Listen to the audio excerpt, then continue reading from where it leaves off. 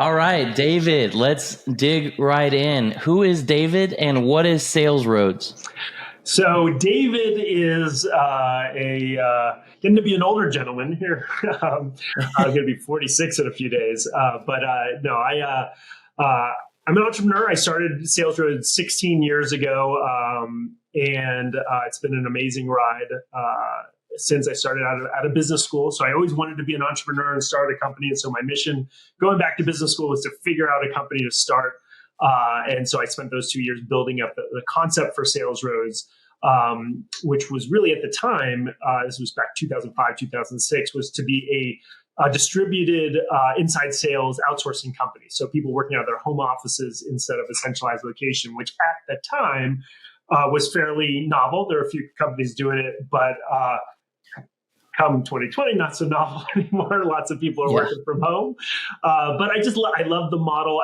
Because, I feel, and we'll dive into some of this. I think sales, is really about the people and about the team that you put together. And I'd run inside sales teams previously at internet startups, built out, great inside sales teams. And I learned you got to have good training, you got to have good processes. But at the end of the day, if you don't have great people on your side, it's going to be really tough. And so I love the idea of the distributed model to be able to just recruit the best salespeople wherever they lived. And so from there, we decided to create a inside sales outsourcing company. We're an SDR outsourcing company, but before the SDR was even a term. And so been building up over the last 16 years with amazing clients and amazing team. It's just been a fun ride. That's awesome, man. So, I mean, you guys, how big are you right now? So we're a little over 75 people. So.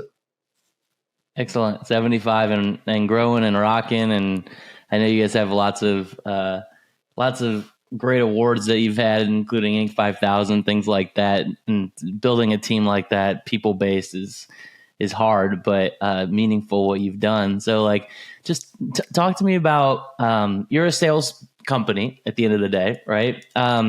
And I've always believed in the importance of a strong culture, a strong sales culture. How have you cultivated the high performing sales culture that you have at SalesRoads, both internally and externally? Because one's hard enough, let alone the other.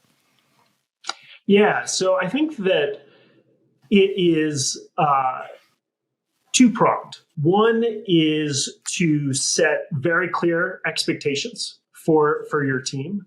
And sometimes they have a role in setting that and making sure that there are achievable expectations in the form of quota, KPIs, other things like that. And I think in sales, obviously, versus other types of endeavors, it's easier to create those, since at the end of the day, we got to sell, we got to book appointments. But you'd be amazed at how many times people don't create those clear accountabilities, those clear quota, or they don't communicate it well.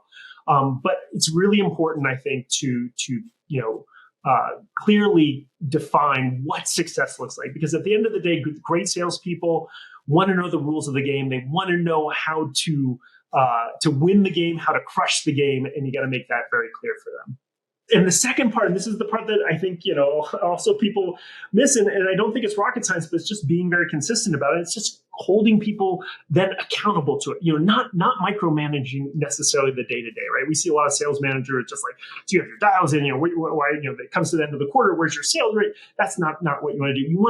But you want to hold people accountable. You want to know every single day how they're progressing towards quota. You want to coach them along the way, tell them when they're doing a good job, when they're not doing a good job, and be very clear about that. So that you're holding them accountable. And I think when you get those two macro things right, then you're creating, and we'll talk about people and other things like that, but you're creating the culture that you need from a high level to create a high-powered sales team. And you guys are doing that from a customer perspective in a pretty wide arena, right? You've got some high-growth startups, which has, its own kind of startup culture oftentimes.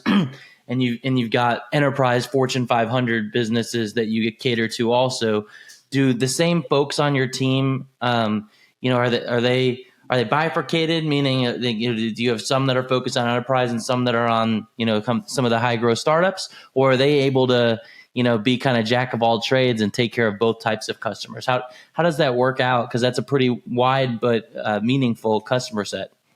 Yeah, I think it's a great question. So first, the SDRs that we have on the team, we really focus them as dedicated SDRs. So part of our model is that we're really part of our client's organization. So that SDR is living and breathing their organization. The managers are, we're part of their inside sales team, part of their strategy conversations. And so they're not jumping from program to program or doing round robin things. They are that client. But also, as part of your question is I think one of the important things, both for selecting SDRs, but also within the context of agencies, is really understanding who the SDRs are really good at selling to. Who are the personas they're better at? So there's some people who are really good at selling to C-level. First of all, they're okay with like not talking to people for a long period of time, getting it, maybe being a little bit better at email, things like that. And then there's people who are just really good, at calling. We have a SaaS platform where we're calling subcontractors, right? So that's a very different buyer persona than a CTO, right? And so we try to pair the SDRs with the right types of buyer personas that they feel comfortable selling into, that they understand better, and we find that that's usually a recipe for success. So are you typically coming in as full-time SDRs on their teams, or SDRs having to, work for 2 or 3 companies at a time? How does all that work when it comes time for execution? Yeah, so our clients hire us as full-time SDRs, so it can be anywhere from 1 to 15 SDRs, depending on the program. And so then, the SDRs that are working on our team are working on those programs. Now, we do have an interesting model. We do have some folks who are part-time. They might be retirees. We really, part of our value prop is we do hire SDRs who are a little bit later in their sales career. So they've done this type of work before. They've been AEs, they've been outside salespeople, but they like the prospecting side of things. So we will sometimes hire part-time SDRs, but they're still dedicated to a program. We might have 2 part-time folks on one program. So you're not the cheap option. That's good. We're not the cheap option, but you guys are the experienced. You're the effective option. Yeah, no, the reason I say that is I see a lot of cheap options out there, right? And part of me, wanting to have you on the podcast is to talk about how the cheap option isn't always the best option, right? Sometimes you always get what you pay for. Let's start there. But I think a lot of businesses see an SDR as this low-level resource that reports to the AE and that ultimately is there to, do all the bottom feeding work. And that's just so untrue. I mean, they are a partner to account executives. They are mission critical for a sales organization when done right. And they are one of the most important resources in the organization, because without what they do, you ain't selling anything. So, it's kind of, it's something that I'm pretty passionate about, because, we do a lot of work with creating predictive revenue. Bringing folks like you in to do what you do is so important towards growth and towards value creation. So I'm just curious, what landed you on that value? Because I would say out of 20 firms like yours, 19 of them focus on the cheap options. They hiring interns or hiring, entry level folks that they drive their methodology with. And I don't think that method works. I think it can work in certain discrete situations, but from a broader sense of what works and what doesn't, your method and your way of hiring experienced reps is what really drives value. So how did you land on that? Did you experiment a little bit on the cheap side and land there, or did you know that this was the path from day one? Yeah, it's just my mentality. I feel like if I'm ever going to do something, I'm going to do it right. And so I never want to cut corners. And so we've always been a not only recruiting experienced folks, but a high touch agency, because I think to do this well, you can't, I don't know, from my perspective, you can't just throw things at the wall, and you can't just like throw some SDRs together, throw some scripts together and just hope it works. It's a process, and it's a detailed process where you've got to build a good strategy, a good initial strategy that you think is going to work, and spend some time on that. Then you got to test it. I mean, the way we do it, we build a demand generation playbook. So we're building, it's almost like a mini consulting program before we even start. Then what we do is, before our SDRs get on the phone, our our coaches, our talent development managers, whoever's managing the SDRs on that program, are going to make some test calls. They're going to get a sense of what's working. We actually have what we call strategic optimization specialists, who's the one type. We have a few of them, but they'll go from program to program, but not because they're going to be there for long periods of time, but just to test messaging, right? And we know if they can't book appointments from it, the messaging's off, not them, right? And so, we test things even before we go. Then we do in-depth training. Then the SDRs do a lot of role play. Then we start calling, right? So that's a lot of work even up right before we start calling or sending some emails. And then you got to iterate, right? Because hopefully with all that work, you're going to expedite success, but you're still going to need to iterate success, right? So we will iterate as we go along. And so I haven't seen a way around doing it in that way. And we've seen time and time again, when we are up against other centers that might be less expensive, it turns out to be more expensive, because at the end of the day, you're judged on the sales that you're going to bring in. So, that's the way I like to approach things. No, it's well said. I mean, building a robust sales pipeline is a challenge for so many businesses.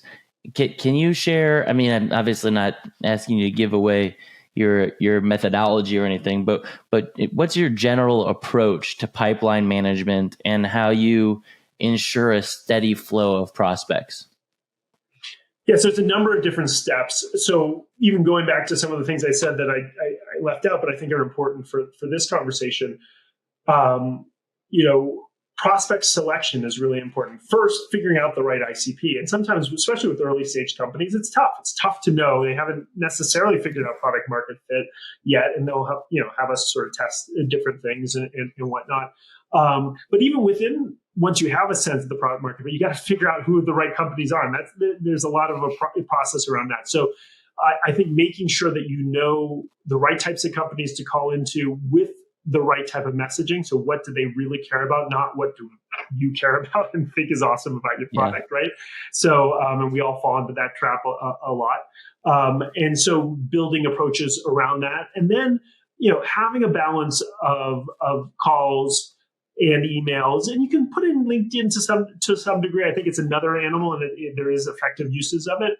I've seen more not effective uses of it sometimes with the way people do it, but also just really not forgetting the phone. And I think what we've seen with some of the technologies that have come in place over the past 5 to 10 years with outreach and sales loft and these cadences is that it's given SDRs an excuse not to call. They feel like they're being productive by creating cadences and letting it go. And listen, it's tough. It's tough to be rejected. It's tough to cold call, right? It's tough, but it's still, in my opinion, is the best channel, because you get to have a real conversation.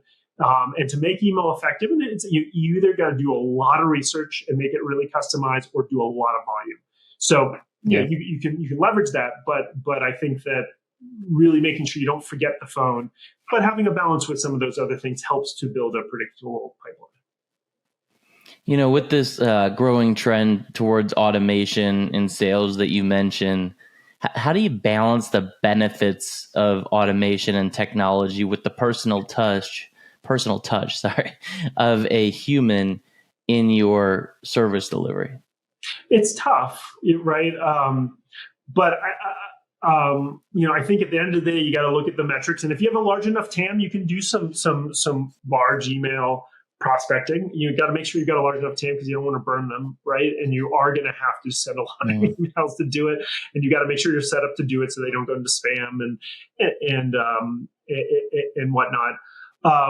But I think you got to look at the metrics, and you got to try different things. Maybe there's certain high value prospects that you really want to customize some of your email messaging, do some videos, things like that. There's just no one size fits all here. So I think you got to look at it from a strategic standpoint and say, who are my most, what's my ideal customers? Do I have a set of a small group and I really want to go after them in a customized way? And then maybe volume for the middle folks, and maybe some other strategy, for the rest, right? So I think you just got to define it by market, by company. How do you guys leverage technology at SalesRoads? Do you come in with your own, custom built end-to-end IP that you deploy into every client, or is it customized and configured based on client? How does that, how does that work in line with your methodology? So we have our basic tech stack, which we've tried to keep fairly simple. One of the things I've been careful of is not having tech stack bloat. So we have actually a fairly simple tech stack because I think that sometimes that also can get in the way of productivity in an ironic way. And so we'll keep that fairly standard. We will do some email automation depending on how big the TAM is, and whether we think that's a good strategy, or whether we want to go a little bit more one-to-one on the emailing and calling. And so the technology IP, and I wouldn't even call it IP because it's not like we developed it. We have our methodology through what we put together, but it's not like we've coded our own things. And also the list pulling process and how we pull a list, where we maybe scrape websites, what different databases we pull from. We have a whole bunch of them. We don't just use one to build a list. We aggregate from a lot of different sources. So all that is customized. But as far as the tools we use, it's not like we're changing tools all the time for every single program. Got it. Yeah, no, that makes sense. I mean, the follow up that I've got there is just given the increasingly remote nature of work, and I know that you live in Boca, but right now you're in Colorado. Your team's a little bit decentralized. How has SalesRoads needed to adapt its approach around B2B appointment setting and sales development and so on and so forth? Since remote work has just taken off? So for our own internal capabilities, we didn't have to adapt much just because we've always been remote. Our team, we built a core capability around our team being remote, recruiting remotely, training remotely, managing remotely, building a culture, which I think is one of the things that I think is missed. And some of the people are feeling like you have to go back into the office to have the culture. I think part of that is that they just haven't figured out how to create a remote culture. And it's hard, especially if you have hybrid, because it creates two different types of silos of people, right? So we're just 100% remote, always have been, and we've created a culture around that where people call some people at SalesRoads who they've never met physically some of their best friends, right? And I'm proud of that they, during COVID, there was one SDR, I think they were like in Arkansas, and one was in Virginia, and one had a Walmart that had toilet paper, and the other one was out of toilet paper, if you remember those days. And the one with toilet paper sent the person toilet paper. So anyway, those are the types of relationships that people develop, and we encourage at SalesRoads to create that type of culture remotely and internally. So that's the internal side of things. So we didn't have to adapt much. That was part of our core capabilities. From an external standpoint, I think cell phones have become a lot more important.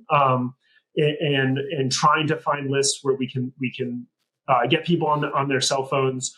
We do try to be respectful in a way, so we still do scrub DNC on cell. So if somebody really doesn't want DNC, even though you don't necessarily need to do it, there's certain states where you should. We try to be respectful with it, but those types of things are important because you got to try to catch people where they are. The good thing is the direct numbers usually are forwarding to their home or whatnot at this point. But it's really list quality is the main thing that we found. It was interesting early in the pandemic, maybe because we had really better list sources than everybody else. We saw an increase in connection rate. I don't know if people were at home and they felt less busy and less meetings and things like that. I think it's reverted now very much back to the mean. But that was an interesting little bump we saw. Yeah, no, that is interesting. And you guys have been building a pretty excellent team there at SalesRoads. When you look at team building and effective org chart, I know you mentioned some things earlier on measurement and accountability from an execution perspective, but when you strategically look at building the organizational structure and assembling an end-to-end good team, how did that adapt as SalesRoads has grown to 75 plus people? Imagine a lot of movement there. Like how have you responded to shifts in growth? I think it's a really important question. Something that was a big change for us. So early on, I think like most entrepreneurial companies, I was definitely a jack of all trades, and then I had my first manager hire that was also a jack of all trades, and we just did everything. We did sales, we did sales ops, we managed the clients, we trained, we just did everything, right? And that's just not a sustainable way to grow. And what I actually did was when I realized it, I hired a coach, which I really would encourage all owners to invest in, who has done it before. They don't necessarily need to be in your industry, I don't think, can be. But I think more somebody who really understands how to build organizational structure, how to create accountability, how to create good dashboards so you can manage your team and the organization. And one of the tricks that she taught me for this specifically was think about your company and what the ideal org chart should be, and don't think about any of the people on your team. Because a lot of times as you're thinking about org chart, no, I've got, okay, well then Bill needs to be here, and I've got Jill, and she should be here because she kind of has that skill set, and you sort of fit people where you think that they maybe fit best. But really what you should design is don't think about your team, think about what is the most ideal org chart now, and then maybe you're at 1 million, what should it be at 3 million, 5, 10, in revenue. And then work backwards and say, okay, I've got Jill. I need to have a head of program management or my clients. Here are the accountabilities for it. Here's the skill set. If I were to hire Jill now, would she fit there, right? And hopefully it's yes. And if it's maybe, then you can still put her in that role, but know it's a maybe, right? And see whether she can rise to the occasion and really fit that. But sometimes as you grow as an organization, the people you have aren't the right people. So either you may be, and we've had to do this, we demote people down if they're open to it. Sometimes people, if they get demoted, they want to move on. But we've been, we had honest conversations with people, and they said, this is just not the right fit. We can put you here. And then you got to find the right people in the right seats, right? I think this comes from Jim Collins, right? The good to great, right? Think about the right people in the right seats, right? So think about the seats first, and then who are those right people. So as you guys have needed to evolve, as you mentioned, right? You're a services-based business, and people are always your most significant asset, but in services business, double down on that, right? How do you ensure that you're as you're evolving in that organizational structure, you're retaining the right talent and moving on from talent that's not the best fit for where your business has grown to? Yeah. So I think it comes back to first understanding what people's accountabilities are. So in each of those roles and in that org chart, what is their 1 to 3 accountabilities? And make sure that if they're quantifiable, and hopefully they are, not always, but they can be tracked on a dashboard, and you can see whether people are meeting their accountabilities or not. And then you can get a sense over time whether people are actually, and it takes a little bit of time. I'll tell you, once you start thinking about accountability dashboards, it's an evolving process. It's hard to do. The first dashboard I created for my people in my departments was crap, right? And we had to say, numbers really not teaching us stuff. But over time, you figure out some of the right accountabilities, and then you understand whether they're meeting them or not. And then if they're not meeting them, you got to coach them first, right? It's especially if their heart is in the right place and they're a culture fit, you got to see whether they can rise to the occasion. So I have one-on-ones, as I think most people should do with their direct reports. That's not just going over the day-to-day, but also going over the metrics and coaching as part of that. And then I also run quarterlies with each of my direct reports. So we go over from a quarterly standpoint, what's worked, what hasn't worked, I also ask them, to me, what's worked, what hasn't worked, right? But then once you create that type of cadence where you have accountabilities, you have weekly meetings, you have quarterlies, you start getting a sense and giving honest feedback whether someone's the right fit or not. And they also start realizing whether they're the right fit or not. So when you have to have that difficult conversation, it's not a surprise. Yeah, no, and as entrepreneurs, we we face turbulence on a daily basis. And I know we've talked a lot about how you've grown to 75 people. there's been a lot of things that you've been blessed with a great team and a great culture, and this sounds like yellow brick road as we talk about it, but it's not. It's there's ups and there's downs, and how have you kept a level mind through all of the ups and downs of SalesRoads? And if, as part of that, if you don't mind, just maybe sharing a little dirt on some of the downs and how you were able to overcome some of those downtimes. Yeah. So I didn't start with all this gray hair. So, I have my battle wounds, that's for sure, showing right there. So, yeah, I mean, entrepreneurship is the most amazing thing, and it's absolutely the most horrendous thing at the same time, right? So, and you got to be no, I don't think anyone's completely prepared until you step into to the fire, but you got to know that. And one of the key things that I've always thought about on both sides of that is nothing is ever as good or as bad as it seems. So when I'm flying high and having an amazing quarter, an amazing year, right?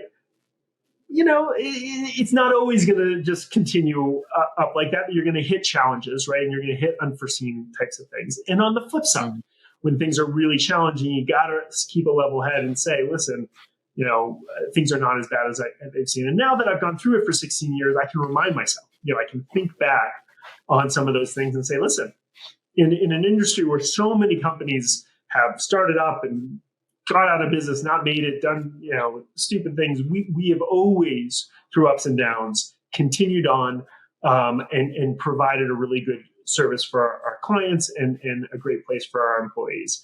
And so I think reminding myself of that I've always made it through is really important and helpful. And I actually treat, I do a journal a day. I can't remember the name of the thing. It's like over 5 years, you can write like five lines and you can see what you did 3 years ago. And it's interesting because it really gives you perspective. You remember what you were doing 3 years ago. Maybe you were freaking out about it. You're like, I don't even remember that. Wow, that's right. That was tough, And so I think that having that perspective is really helpful. And then, so you asked for an example. So early on, we landed a really amazing client. We started out at 2 seats. We grew it to this was like a year or two into the business, like 20 seats or something like that. And, that was great. But also it was, I think, 70% of our revenue at the time and like 90% of our profit, right? And I knew this was a problem, but the problem was I didn't have an org chart. I was doing everything by right. We were doing everything and we knew it was a problem, but so, and then eventually, as it is in our business, there are times and where it makes sense for a client to bring certain things in-house, right? And so it wasn't, anything went wrong or whatnot. It just, they had grown to a certain size where they realized, we want to bring this in-house. And they were great about it. I think it was like 6 months notice, right? Or something. They said, and we worked with them. We wanted to, end on the right note to help them with it. But I was almost starting from scratch, right? And I had a team that was depending on me. That was also a little freaked out, right? They see this client is going away. And so one thing I said to them, which I still feel is true today, when I had like an all hands meeting with everyone, and I said, this client is important. And I'm sad to see them go, as we all are. But they're not as important as each and every one of you, because we can find other clients, right? But what we built here from a culture standpoint, a talent standpoint, an amazing team standpoint, I believe that's much harder to build again than one client.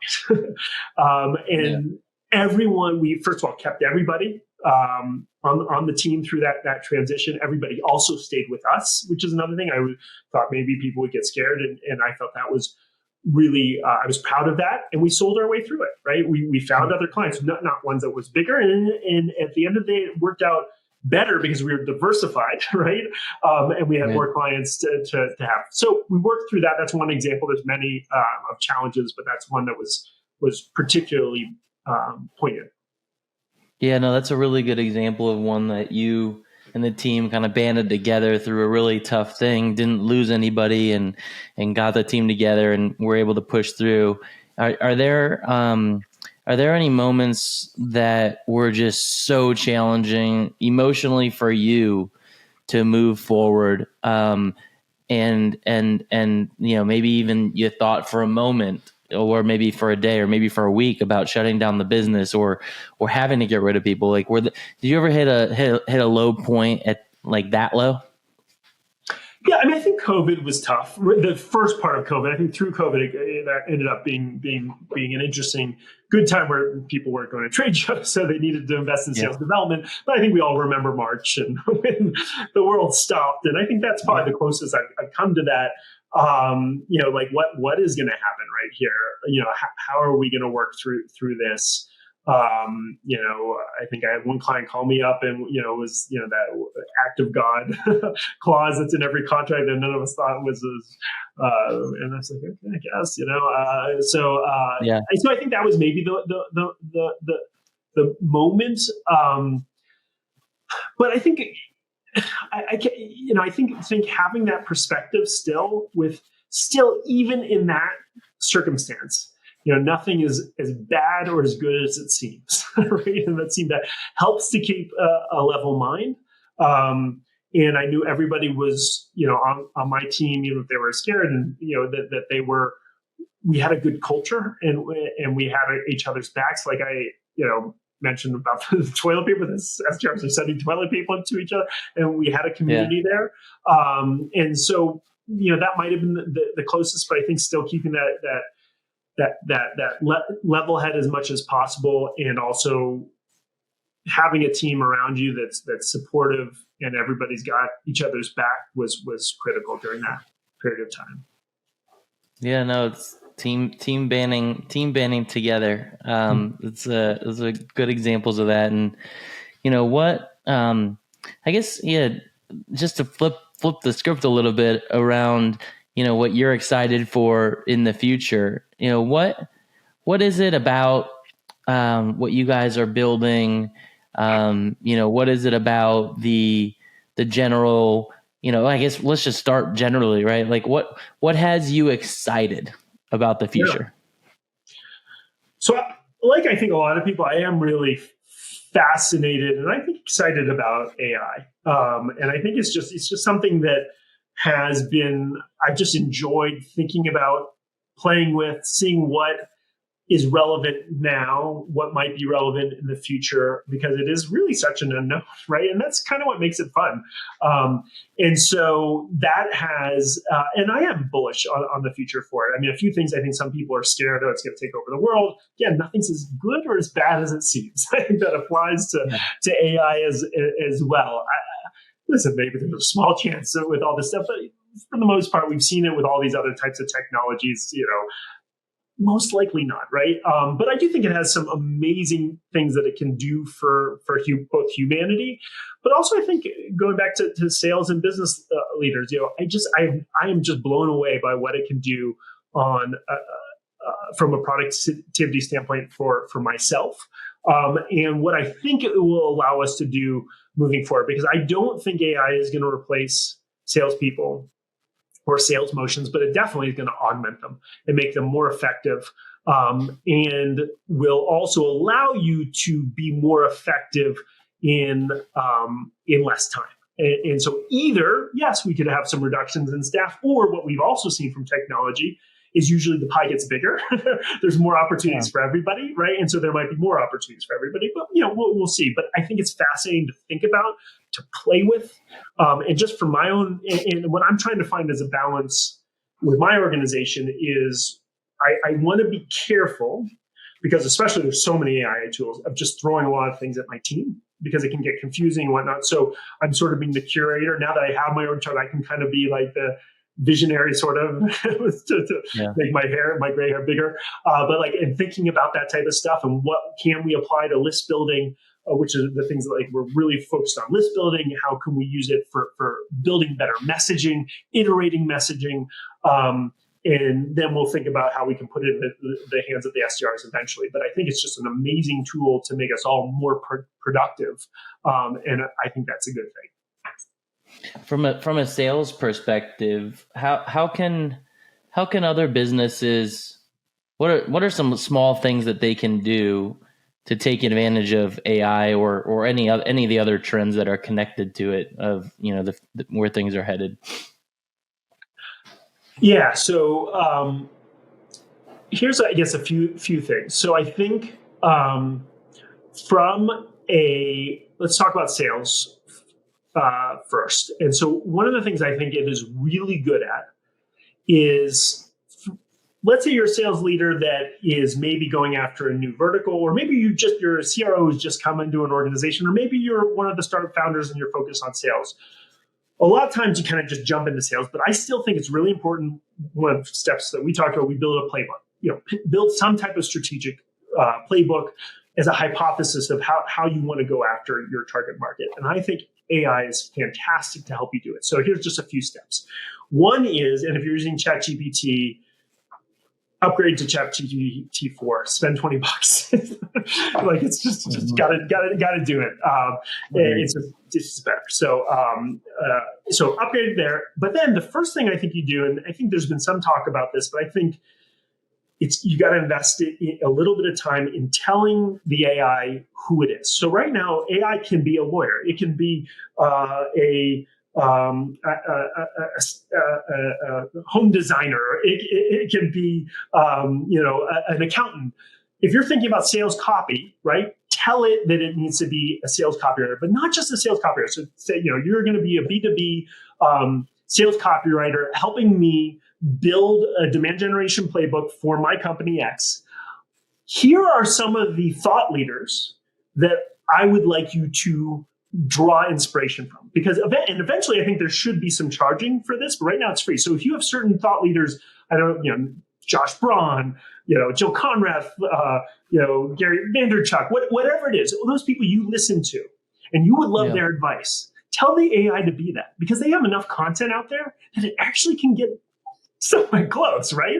So tell it, and eventually they should be paid. I think they should be compensated for this, and we'll figure all that out. But right now they're not. So spend the $20 a month and get Gary Vee's advice, right? Yeah. So tell it who you want it to draw inspiration from in the ways you want. So first you got to set up and tell it who it is, because otherwise you could be putting things in ChatGPT and it's kind of like, think it's a lawyer. And then what I would say is ask it, give information about your company, about things you have from marketing and whatnot, and then ask questions. So define my ideal customer profile. And then it'll come up with something pretty good. Make it a little more spicy, then brainstorm with it. It's not a one and done. Brainstorm with it. Make it a little more spicy. This is wrong. Give me 3 different variations. Great. Now give me my 3 biggest buyer personas, my most important ones. Brainstorm with it. Now give me some call approaches you think would resonate to these buyer personas. And we can go, I'm going a little long here, but you get the sense, like, just leverage it for that. And I think that's a good quick win for sales leaders to use it. Do you have a mic over there? Because you might just need to do a quick mic drop. Okay. There you go. All right, awesome. So we're going to transition this and close us off with the Founder 5 today. So 5 quick hit questions around you and your growth and the great things that are connected to it. So first one here is, what is the top KPI or measure that you are relentlessly focused on? Yeah. So we have at SalesRoads what our purpose. So I think it's important at a company to define our purpose. And our purpose is defined as empowering our employees to grow our clients. And we do it in that order for a reason. That we think if we empower our team and they feel empowered, that's going to help grow our clients. So we struggled for a while. How do we know if we're successful? This is our purpose. How do I? So what we did, we came up with a simple thing. It's a 1 to 10 ranking every quarter that we said is how empowered you feel at SalesRoads, right? And we have like little things, and we look at that and we see, is our team feeling empowered? And we look at it by division, by SDRs, by managers and whatnot. And then we know, are we empowering people? And like last quarter, I felt like we were dipping a little bit. So we actually spent some time where I did some trainings with managers. We talked about what empowerment means to people, and we really engaged it, and we've seen our numbers go back up. So that is the number one KPI that I think if we have an empowered team, then we're going to be able to grow our clients, which is what we're being paid to do. Oh, that's a good one. That's in 75 plus episodes now, we've never had that as the answer. So I love that. I love that it's your answer because it's such a good one. No, thanks. All right. Second one, top tip for growth stage founders like yourself. Yeah, so I wrote this down, and I said it, so I guess I really beat it. So I'm going to repeat it. So it's not to be repetitive, but things are never as good or as bad as they seem, right? And I think, you could think about tactics and you could think about the people you have, but if you don't have that level head, you're just not going to make it through, or you're not going to enjoy the ride, right? And you got to enjoy the ride. And so if you don't have the right mindset, I think that it's really tough to be a growth-led founder. And so there's obviously so many other parts of it, but starts with what's up here, and then everything else can stem from that. No, that's good. That's good. All right, next one. Favorite book or podcast or some other medium that's helped you to grow as a founder? So there's a book called Multipliers that my coach actually had me read a while ago because I thought I was a great manager, that I was awesome at helping my team. And she said, David, your team can't do anything without you. Like, they're always asking for questions, and you're great because you always help them, and you're there for them. But it's really not that great because they've become dependent on you. And you've got to switch your mindset where you're really finding ways to help them to help themselves. And one of the key concepts from the book is being a diminisher. And there are some people that you are a diminisher, right? We've had those bosses that tell you you're crap. They say nothing you're doing is great, right? And you feel diminished. But the really interesting insight for me from that book was the accidental diminisher. And that's what I was. I'm not that type of person. I don't come down on my team, and I hold them accountable, but it's not like I'm doing the Glengarry Glen Ross thing where I'm yelling at them and all that type of stuff. But because I was always allowing them to come to me, or always coming to them and asking if I can help and going through things and taking things off their plate, I actually was diminishing them because they felt not empowered. They felt that I didn't think they could do it, that I thought that they needed my help, and they became dependent on me. And so as that mindset shift, even though my intentions were good, I wasn't being a good manager. No, that's a really good one. That's also something that I've struggled with a lot. That you say you trust the team, but do you trust the team, right? Yeah. And do you delegate tasks, but do you truly delegate, right? So that's my coach has worked with me for a while on that one too. It's hard. I still it's hard. I haven't solved it yet, but I've gotten better, so that's good. Same. All right. Next one is a tip that counters traditional wisdom. Yeah. So going back to sales and going back to me, and I don't know if you can tell or not, but I'm introverted, and I'm an introverted person. If I'm in a room, or networking, I've got to push myself. Once I get into a conversation like this, I get animated and things like that. But I'm not like the type who's just going up and schmoozing and whatnot. I got to push myself. And for a while, people were like, "Why are you in sales? You're introverted and whatnot." But I realized, and I've been good at sales my whole life. And I started saying, why do people not think that? And why am I good? Right. And I realized that there are superpowers as an introvert. And one of the key superpowers is my ability just to listen, not just listen, but really hear people and know what they're my EQ is really high. I like to feel what they're feeling. And by really understanding people through sales conversations and just conversations in general, through discovery calls, I'm able to then be able to be a great salesperson, because then I can really talk to them about what their issues are, what their challenges are.